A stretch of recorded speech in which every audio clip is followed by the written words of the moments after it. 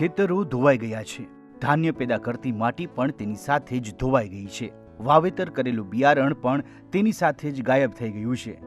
જો કંઈ વધ્યું છે તો તે છે માત્ર ઉબડખાબડ જમીન અને નાના મોટા પથ્થરો, જે આ નુકસાનીની સાક્ષી પૂરે છે। આ દ્રશ્યો છે અમરેલી જિલ્લાના ખારાપાટ વિસ્તારના। અમરેલી જિલ્લામાં છેલ્લા કેટલાય દિવસોથી સતત વરસી રહેલા ભારે વરસાદે ખેડૂતો માટે ચિંતાજનક પરિસ્થિતિ ઊભી કરી છે। ખારાપાટ વિસ્તારના જૂના સાવર, મોલડી, અમૃતવેલ, નાના લીલિયા, ભુવા સહિતના અનેક ગામોમાં ભારે વરસાદ અને નદીના વધેલા પાણીના પ્રવાહને કારણે ખેતી અને ખેતી પાકને મોટા પ્રમાણમાં નુકસાન પહોંચ્યું છે। સતત વરસેલા એકધારા વરસાદના કારણે અનેક ગામોના ખેતરોમાં પાણી ફરી વળતા હજારો એકર ખેતીની જમીન ધોવાઈ ગઈ છે। કેટલાક ગામોમાં વીજળી પણ ઠપ્પ થઈ જતા લોકોની હાલત કફોડી બની છે।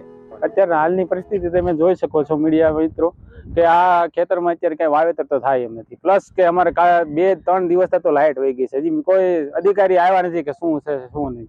અને આ જોતા તમને એમ લાગે લાઇટ 2-3 દિવસ અત્યારે બધા હેરાન થાય છે। લાઇટ તો પેલા પૂરી પાડો અને પ્લસ આ તમે ખેતરમાં કઈ વાવેતર કે કઈ થાય એવું નથી। આ વિસ્તારમાં ખેડૂતો દ્વારા મોટા પ્રમાણમાં કપાસ અને મગફળીનું વાવેતર કરવામાં આવ્યું હતું। ચોમાસાની શરૂઆત બાદ સારા ઉત્પાદનની આશા સાથે ખેડૂતોએ તનતોડ મહેનત અને મોંઘાદાટ બિયારણ અને ખાતર લઈને વાવેતર કર્યું હતું, પરંતુ અચાનક આવેલા પાણીના પ્રવાહમાં ખેતરો જ ધોવાઈ ગયા છે।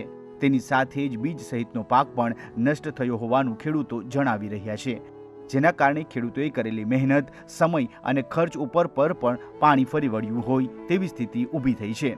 ખેડૂતોના જણાવ્યા અનુસાર ગ્રામ રક્ષક પાડો ન હોવાને કારણે વરસાદી પાણી સીધું ગામ અને ખેતરોમાં ઘૂસી આવ્યું હતું, જેના કારણે માત્ર ખેતરોને જ નહીં પરંતુ ગામની આસપાસના વિસ્તારોમાં પણ પાણી ફરી વળ્યા હતા।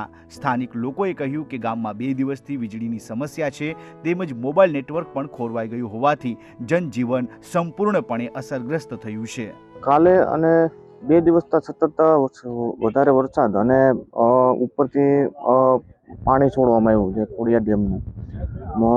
મારા 3 ગામના વિસ્તારમાં વધારે ખેતીની પાળા, જમીન ધોવાણ તેમજ વાવેતરની ખૂબ નુકસાની છે, તેમજ જાનહાની નથી, પણ હાલ લાઇટ છેલ્લા 2 દિવસથી સતત ગામમાં નથી અને અત્યારે હાલ નેટવર્કની પણ સુવિધા નથી, જેથી કરીને કોઈનો કોન્ટેક્ટ પણ થઈ શકતો નથી।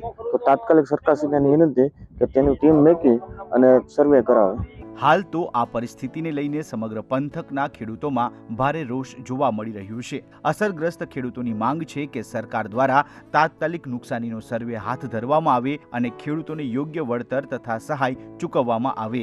સાથે જ ભવિષ્યમાં આવી સ્થિતિનું પુનરાવર્તન ન થાય તે માટે તાત્કાલિક ગ્રામ રક્ષક પાડો બાંધવાની કામગીરી પણ કરવામાં આવે।